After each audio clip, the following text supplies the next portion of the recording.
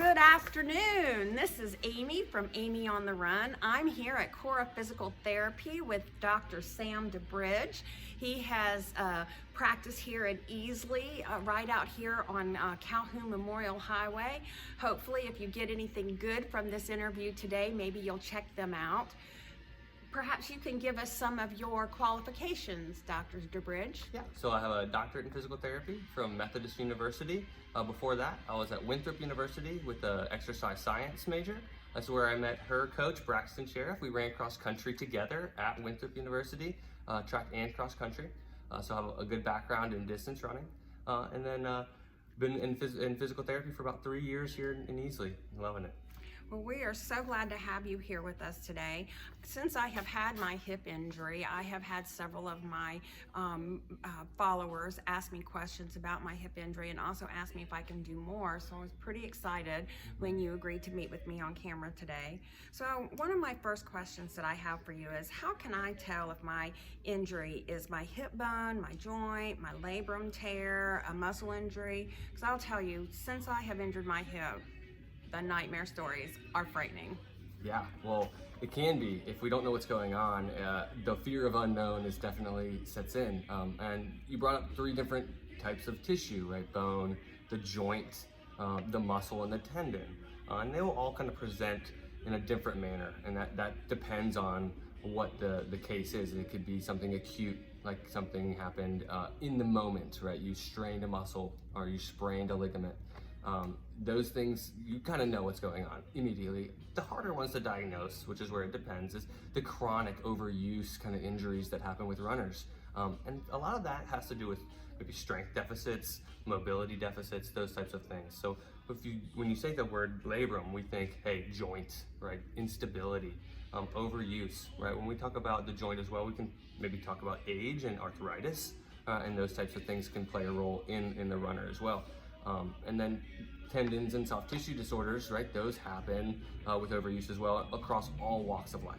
So we can kind of dive into some of the anatomy there in a little bit, but sure you have some questions. When I initially come to you and I say, Sam, oh my goodness, my hip is hurting me so bad, like in my case, when my hip started hurting me, I just kept running through it because that's what we do. You know, hey, it's hurt, I'm gonna go for a run. Let me see how bad it is. That's right, and we like to do that. Yeah, so, and then on that race that Saturday morning that it was so bad, when I got to the last probably 400, it was hurting me so bad, I was grabbing my hip and just hobbling in. Yeah. So tell me, how do I know? Do I go to the emergency room?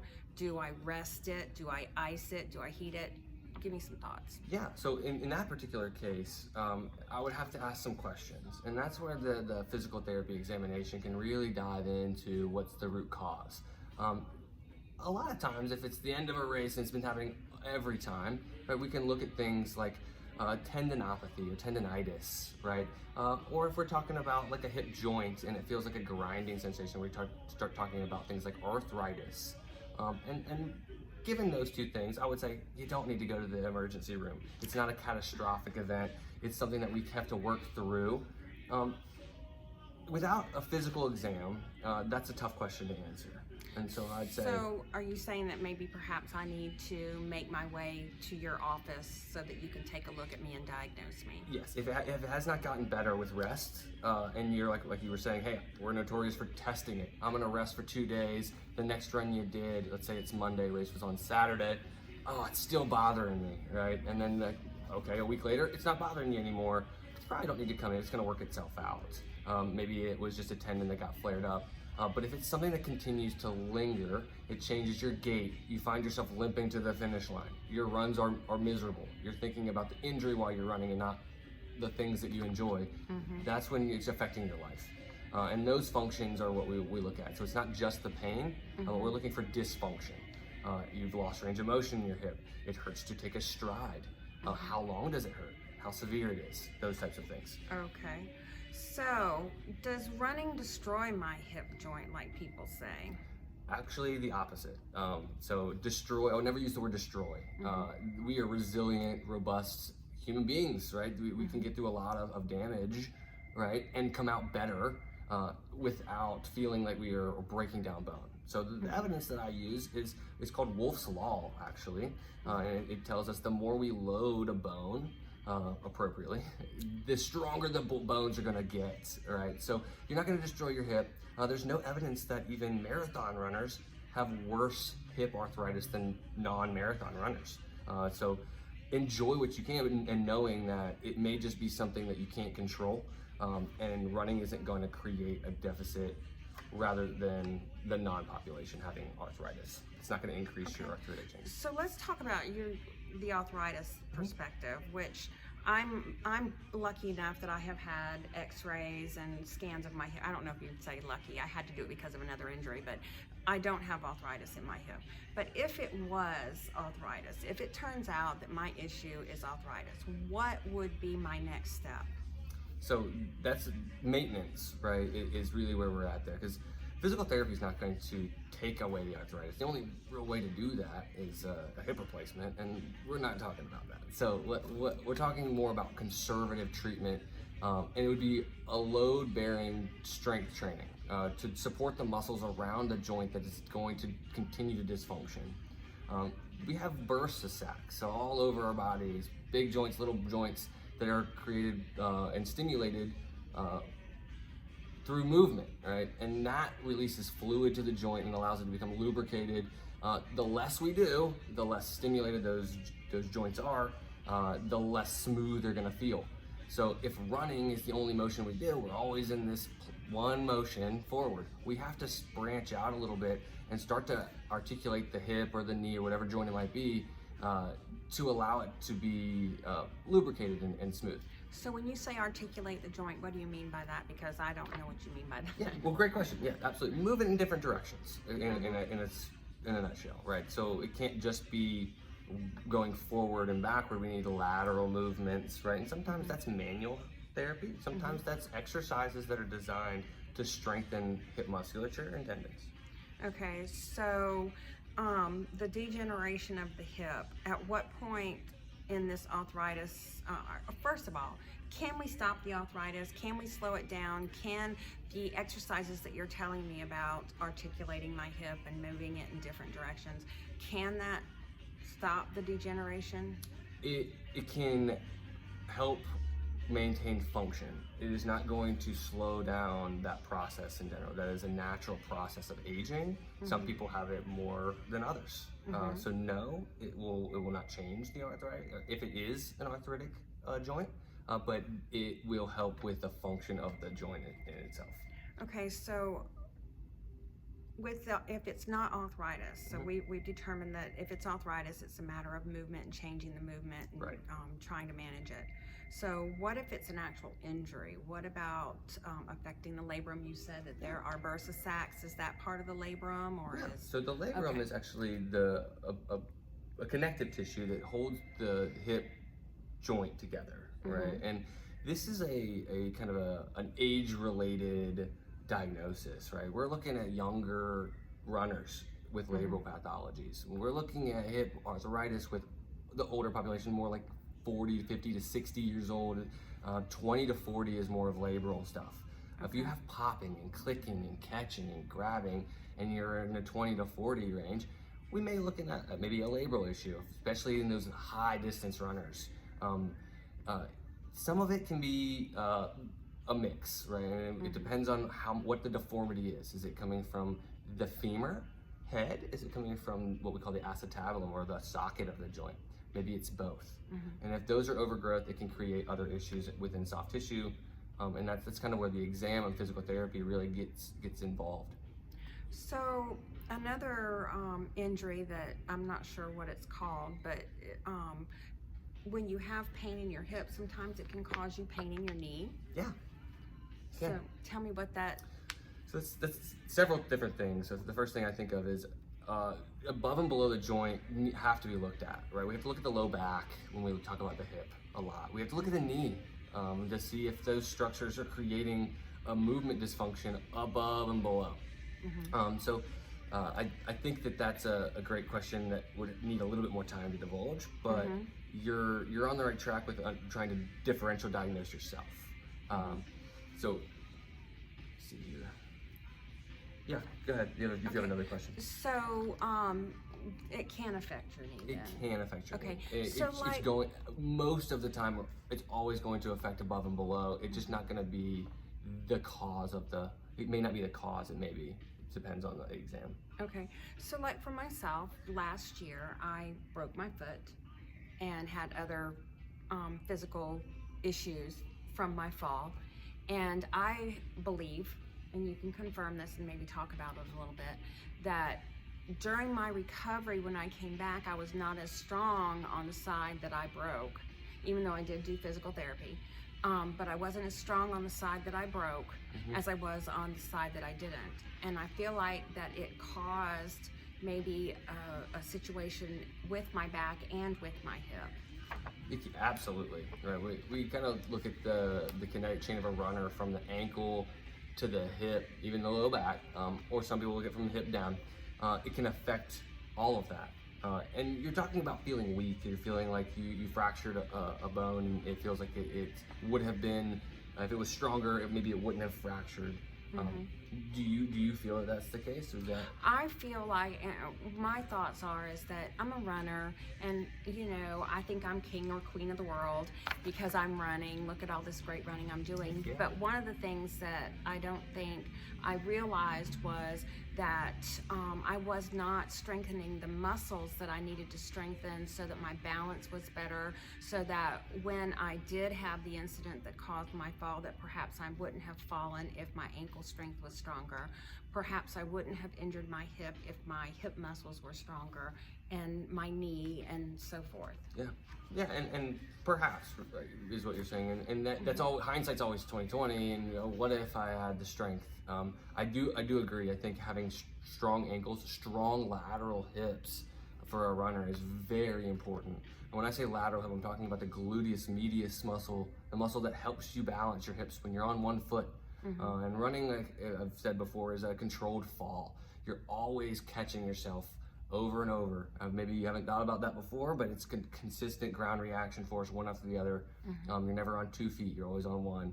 And so if our hips aren't strong here, we're gonna drop. And that's gonna change how the knee is gonna react. And that's gonna change how the ankle has to respond. Because let's face it, we're humans and we're really good at compensating. And if we're runners, we're even better. We're like, you know what? I'm gonna go and I'm gonna run. And I'm gonna find a way out of it. And it may feel good until it doesn't. And then you're like, what did I do? And then it's bad. Then it's really bad. So those are those like overuse and chronic issues that we talk about. Okay, so what about my runners out there that have sciatica? And where is that pain located? Is that where my hip pain sometimes comes from, or is that something else? Great question. I think that it enters into like the nervous system, right? And our nervous system is what's calling the shots for everything. It's what makes us move, makes us feel things. When we hear sciatica, you're gonna hear that a lot because it's a fancy word that we like to use for one nerve that comes from your low back. It courses through your hip. It's about maybe a quarter, in some people's size, round in diameter, and it can get compressed with tight musculature, especially in the lateral hips. So when we run and we don't ever really stretch those muscles, we can get to where this nerve gets really irritated. But it also can be coming from the low back. So we have to kind of decide, is this a nerve that's coming from upper in the chain, or is this coming down lower into where that nerve can be compressed? That can be beautiful. So I just had an aha moment and I almost interrupted you. You can? So you were talking and you said stretching. Is this where you tell me that stretching is just as important as the workout? I wouldn't say just as. I wouldn't really say one's better than the other. People are gonna be patient. It's gonna be patient dependent or person dependent. Like for instance, myself, I was way too flexible.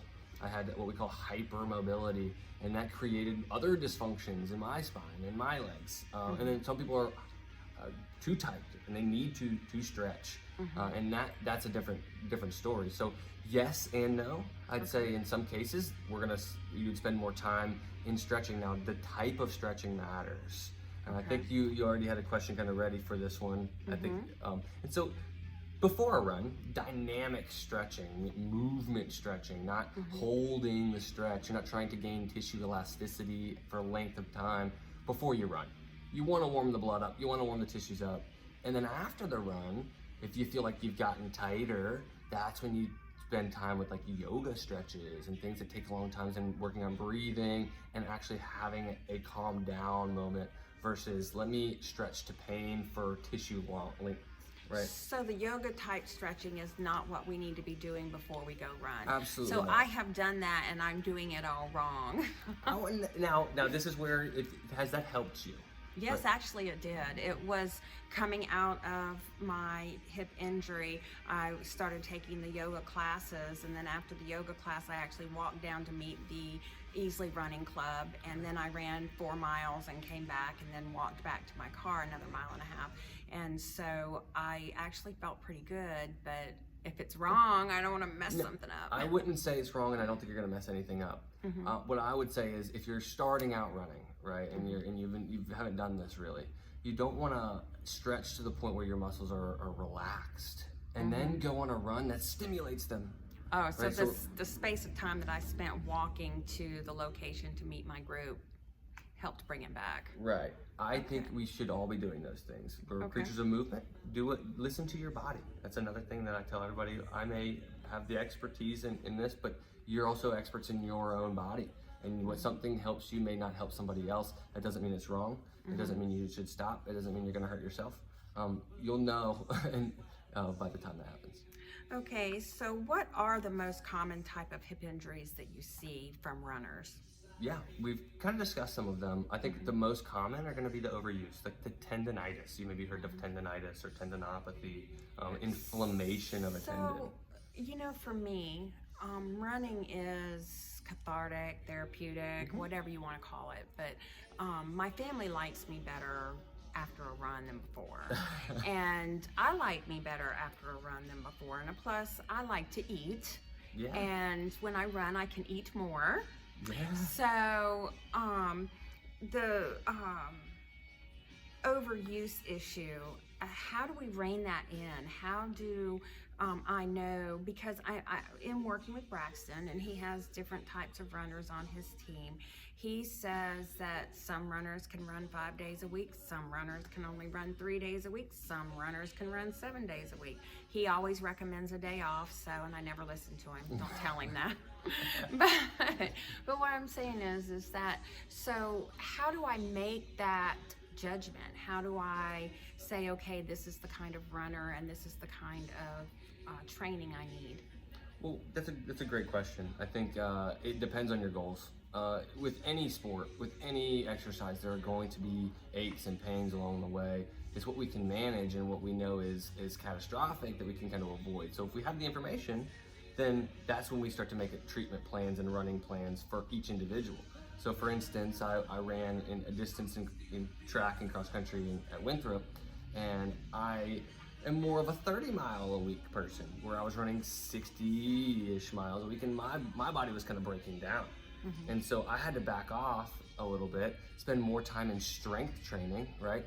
And to build my own structure in that. So it may be that some people can run 60, 70, 80 miles a week and have no problems, but they may have a different body type, they may have other things going on. So I think that's part of it, is having a goal first. Right? Are you running 5K? Are you running 10K? Are you running a marathon? Are you doing ultra marathon? Right? Then we start to gradual, and that's the key word, gradual exposure to the task you're doing. And then if it's just doing the one thing, right, and we're talking about feeling good after a run, that's endorphins are going, right? We kind of get addicted to that dopamine or that endorphin rush. Right. It is the endorphins after the race, because you know, I tell people all the time, because they're like, oh, you must love running. No, I don't. So the feelings I hate running. But the feelings I get after the run is over, the sense of accomplishment, the feeling of relaxed and almost a euphoria after I'm done. You know, that is the awesome feeling, which is, I guess, maybe where runners run into the problem of overuse. It can. I think that is a nugget right there. Is like, how much do we love this? So we have to pick things we don't love in order to do it. It's kind of like this whole, oh, I love candy, but I can't eat candy all the time, right? I have to eat my vegetables, right? When we have to go to we don't have to go to the gym, right? But we need to supplement things that will allow us to do this for a long period of time. And that is true strength training. It's endurance strength though. So as a distance runner, we're strength endurance. Our muscle fiber types are probably a little different than someone who's going and lifting heavy weights at the gym. So taking our time and doing some things we maybe don't want to do, like lift weights appropriately for endurance, are the things that are going to help you do running for longer periods or going longer in life and enjoying it for long. Because what would really stink, and it happened to me too, is oh, I love running, and then every time I ran, there was a pain, and it just kept going, and then I lost all the love for it because I'm always thinking about this hip pain or this knee pain or this ankle pain. And one of the runners that has contacted me has told me about her hip pain that has been ongoing for a very long time. It kept her from running for months, and when she did start running again, the longer her distances are, the more pain she feels, and sometimes she even feels her pain when she's seated. And so she's beginning to worry that this might maybe be a labrum tear, but it sounds to me like it's entirely possible it's overuse. And that patient or person can always come in, and I can help screen it. Go to a local office here, and we can discuss those things. So you can figure out what's going on with them, because it is very individual, as we were saying. You can't diagnose from just what I'm saying here. We can have these case studies, which are awesome, and I think they help a lot of people because they're like, ooh, I have that. But it's going to take a little bit of an individual approach in that plan of care. Okay, so, and this is where I just kind of want to remind all of my viewers out there that I am not a doctor.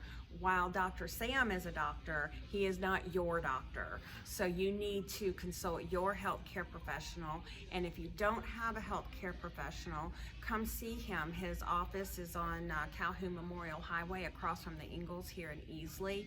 It's Cora Physical Therapy, and I'm sure he can make an appointment and talk to you about what would actually be suitable for your particular injuries. Absolutely. So back to our conversation, and I know we're starting to run short on time, Okay. but We're doing great. are there activities that I should avoid while I'm healing?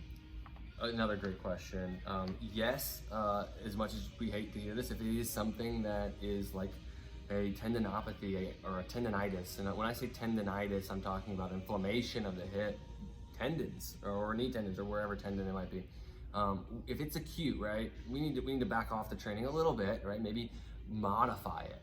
Instead of a 5-mile run, let's do a 3-mile run with 2 miles of walking. There's different training plans to reduce without eliminate. We don't want to ever ramp up and then eliminate, because our body's going to be going through too much change.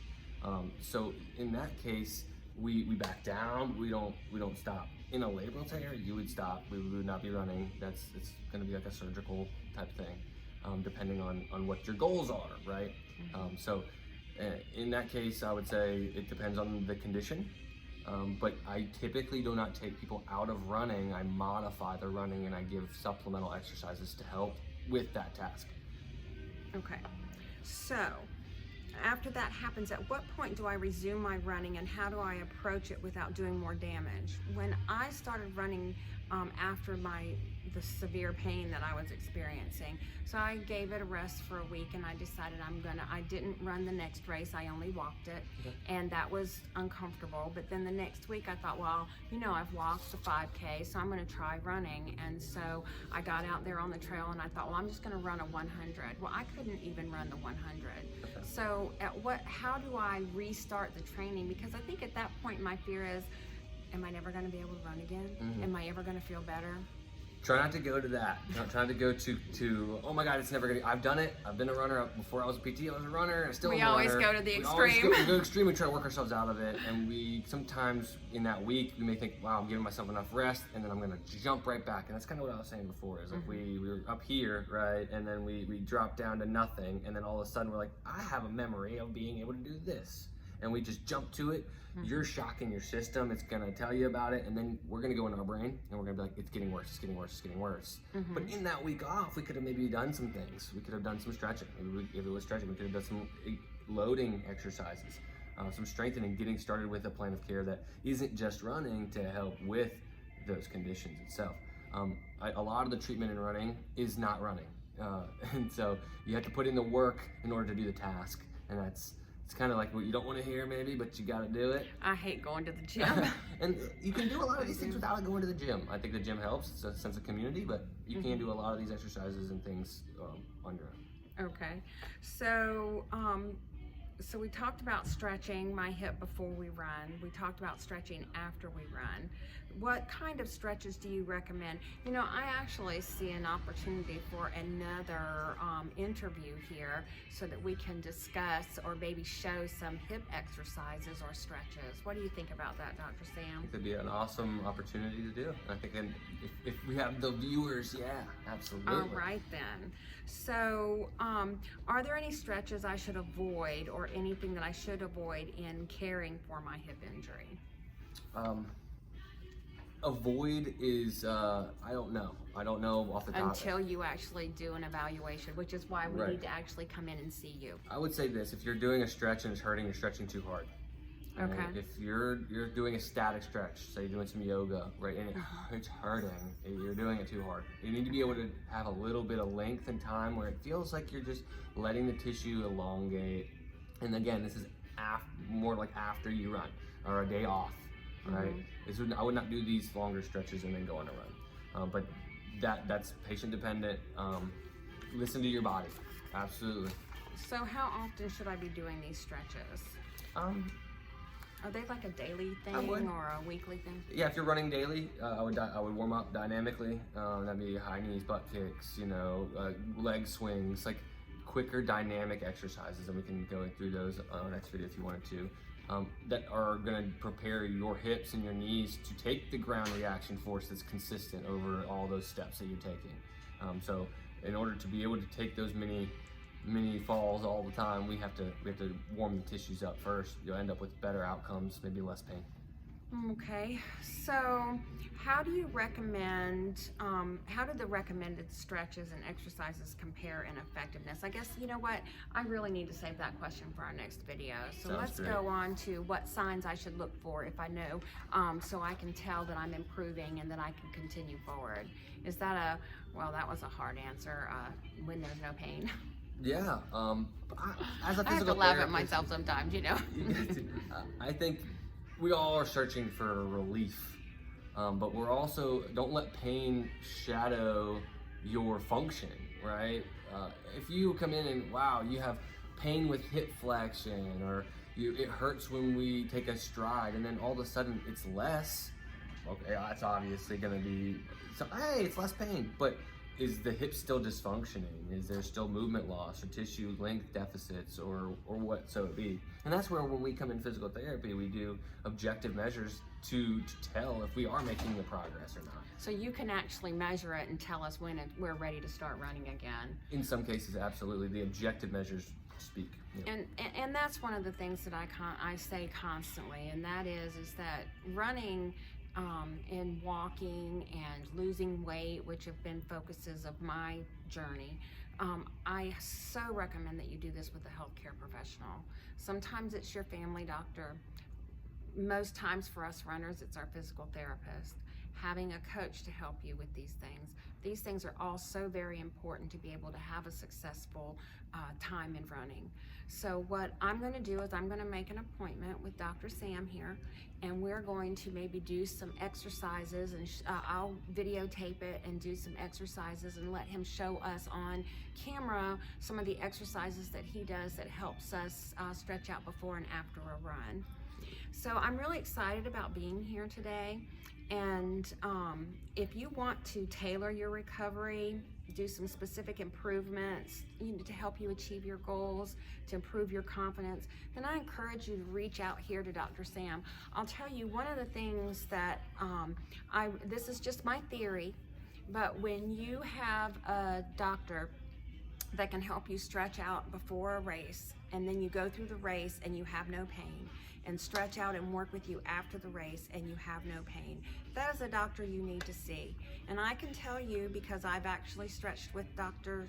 Sam here after a race and worked through some of these issues that I'm discussing with you here today. So I can tell you, I personally feel like Dr. Sam is an excellent physical therapist. So he has my recommendation. But like again, I just want to tell you that I am not a doctor, and while Dr. Sam is a doctor, he is not your doctor. You want to reach out to your physician and consult with your physician before making any decisions. And at that point then, maybe you can get a referral or even reach out directly to Dr. Sam. Absolutely, and you can come directly to us. We have the ability to do those screens, but always consult with people you trust. And I think that we can definitely be assistance to the community through these. And if you ever want to have a conversation and interview him before you decide, he does assist with the Pickens County race series that we do in this area. So come to any of the Pickens County races, and there's a good chance you're going to see him there. Sure. This is Amy, and this is Sam, DiBridge. With Amy on the Run. Let's go run. Let's go run. Love it.